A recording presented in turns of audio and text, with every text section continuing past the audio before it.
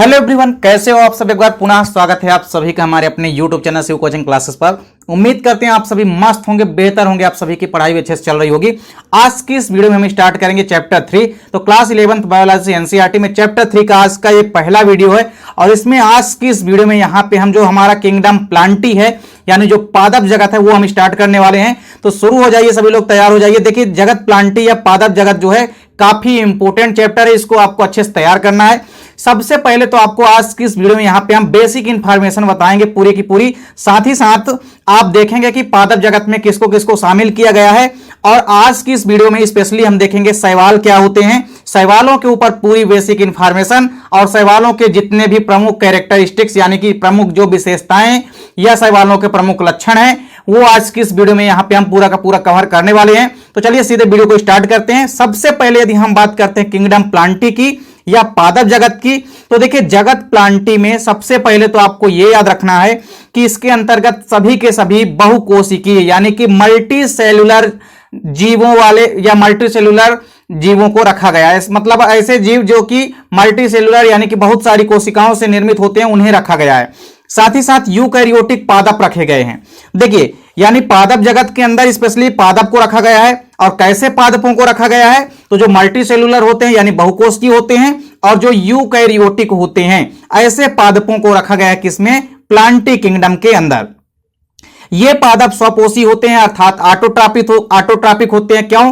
क्योंकि ये प्रकाश संश्लेषण या फोटोसिंथेसिस की प्रक्रिया के माध्यम से अपना भोजन स्वयं बना सकते हैं। तो पादप जगत में सबसे पहले तो आपको यह याद रखना है कि जगत पादप में या पादप जगत में या किंगडम प्लांटी में सभी के सभी बहुकोशिकीय यूकैरियोटिक पादपों को रखा गया है।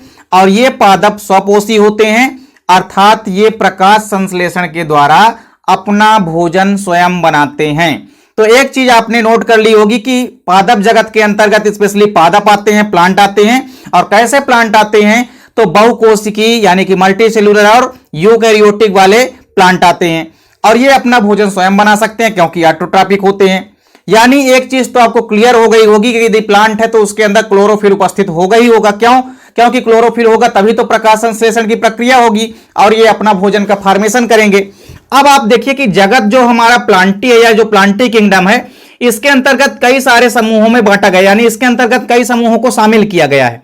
सबसे पहले देखिए शैवाल यानी कि एल्गी को शामिल किया गया है। तो एल्गी को भी हम पादप जगत के अंतर्गत ही पढ़ते हैं। इसके बाद फिर ब्रायोफाइटा है, टेरिडोफाइटा है, अनावृत्तबीजी है और आवृत्तबीजी।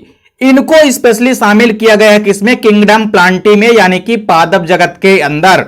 तो चलिए सबसे पहले आज की इस वीडियो में हम देखेंगे जो हमारा पहला टॉपिक है वो है शैवाल। यानी प्लांटी किंगडम में या जगत पादप में या पादप जगत में सबसे जो पहला समूह है वो है शैवाल यानी कि एल्गी। तो आज की इस वीडियो में हम एल्गी में फोकस करने वाले हैं। चलिए एल्गी की यदि हम बात करते हैं तो जो एल्गी है यानी जो शैवाल है, शैवाल को हम इंग्लिश में कहते हैं एल्गी।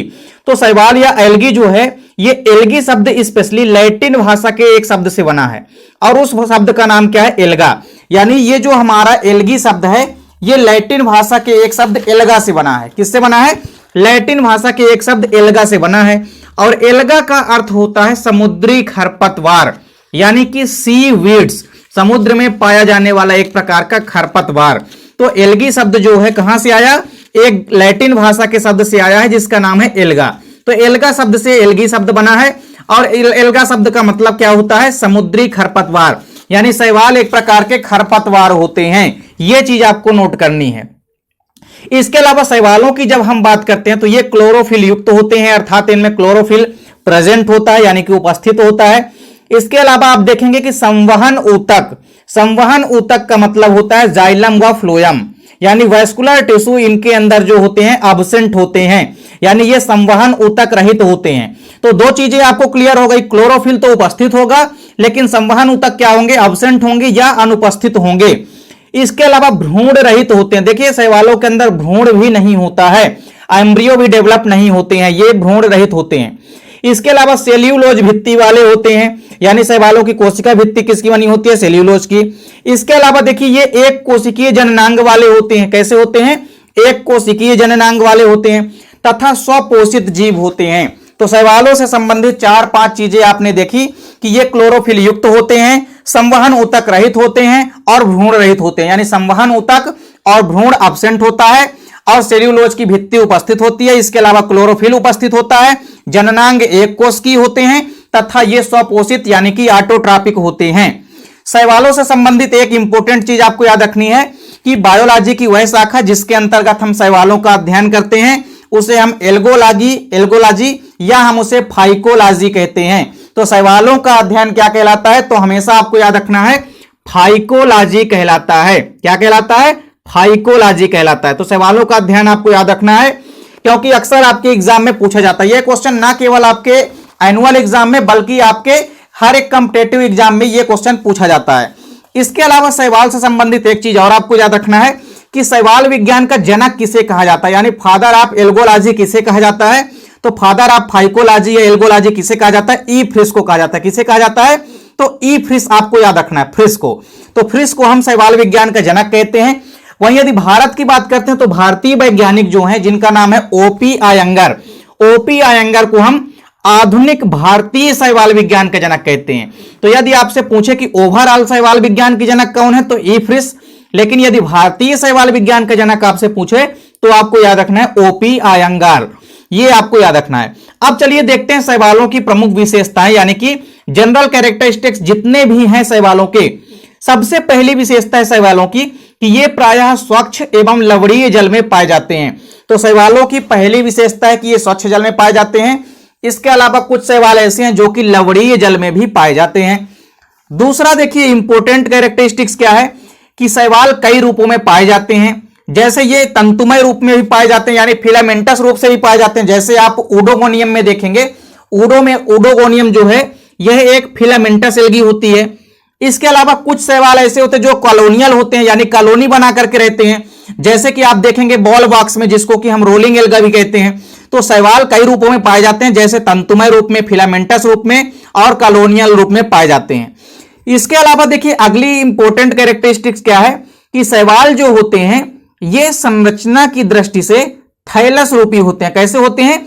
ये संरचना की दृष्टि से थैलस रूपी होते हैं और ये पादप शरीर जड़, तना तथा पत्ते में विभक्त नहीं होता है। देखिए थैलस रूपी संरचना का मतलब ही होता है कि इनमें आप अच्छे से ना तो पत्ती को डिफाइन कर सकते हैं, ना ही तने को और ना ही जड़ को। यानी आप किसी भी शैवाल में स्पष्ट रूप से ना जड़ देख सकते हैं, ना ही तना देख सकते हैं और ना ही पत्ती देख सकते हैं। यानी लीफ, स्टेम और रूट आप किसी को भी आइडेंटिफाई इजली तरीके से नहीं कर सकते हैं एल्गी या शैवाल के अंदर।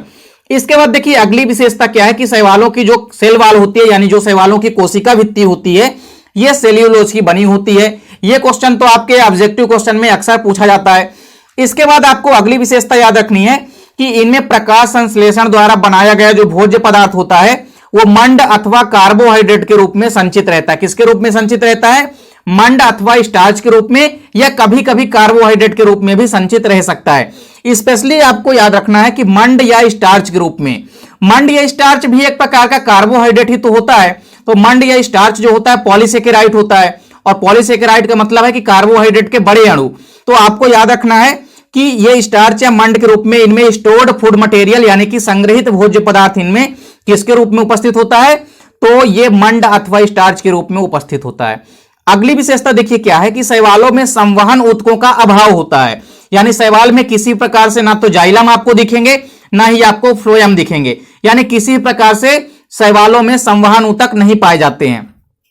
इसके बाद देखिए अगली विशेषता क्या है कि शैवालों में यांत्रिक ऊतक भी नहीं पाए जाते हैं। मैकेनिकल टिश्यू भी एब्सेंट होते हैं किसके अंदर? एल्गी के अंदर यानी कि शैवालों के अंदर। इसके बाद देखिए अगली विशेषता क्या है कि शैवालों में जो कायिक जनन होता है स्पेशली यानी जो वेजिटेटिव रिप्रोडक्शन होता है, इसके अलावा अलैंगिक जनन भी होता है यानी असेक्सुअल रिप्रोडक्शन भी होता है, कभी कभी लैंगिक जनन भी होता है। अर्थात इनमें तीनों ही प्रकार के जनन पाए जाते हैं। वेजिटेटिव, एसेक्सुअल और सेक्सुअल तीनों टाइप्स के रिप्रोडक्शन यहां पे पाए जाते हैं एल्गी के अंदर। यह चीज आपको ध्यान में रखना है। कायिक जनन की यदि बात करते हैं एवं अलैंगिक जनन की बात करते हैं तो यह अधिक मात्रा में पाया जाता है, जबकि कायिक जनन प्रायः देखिए किसके द्वारा होता है? खंडन के द्वारा होता है। स्पेशली यदि हम बात करते हैं वेजिटेटिव रिप्रोडक्शन जो होता है वो खंडन के द्वारा होता है यानी कि फ्रेगमेंटेशन के द्वारा होता है। इसके अलावा आप देखेंगे कि जो अलैंगिक जनन होता है यानी कि जो असेक्सुअल रिप्रोडक्शन होता है ये चल बीजाणु के द्वारा होता है, वह अचल बीजाणु के द्वारा होता है। यानी जो स्पोर और अप्लेनो स्पोर के द्वारा इनमें आप पाएंगे कि क्या होता है, इनमें दोनों ही प्रकार से अलैंगिक जनन पाया जाता है। अगली इंपॉर्टेंट विशेषता है कि शैवालों में जो लैंगिक जनन होता है वो समयुग्मजी, असमयुग्मजी एवं विषमयुग्मजी प्रकार का होता है। तीनों ही प्रकार से होता है, समयुग्मजी भी होता है, होमोजाइगस भी, हेट्रोजाइगस कंडीशन में भी, और विषमयुग्मजी प्रकार से भी होता है। अगली विशेषता है कि शैवालों में जो जननांग होते हैं ये सामान्यतः एक कोश की होते हैं। ये हमने आपको पहले ही बताया था कि इनमें जो जननांग होते हैं वो कैसे होते हैं, एक कोशिकीय होते हैं।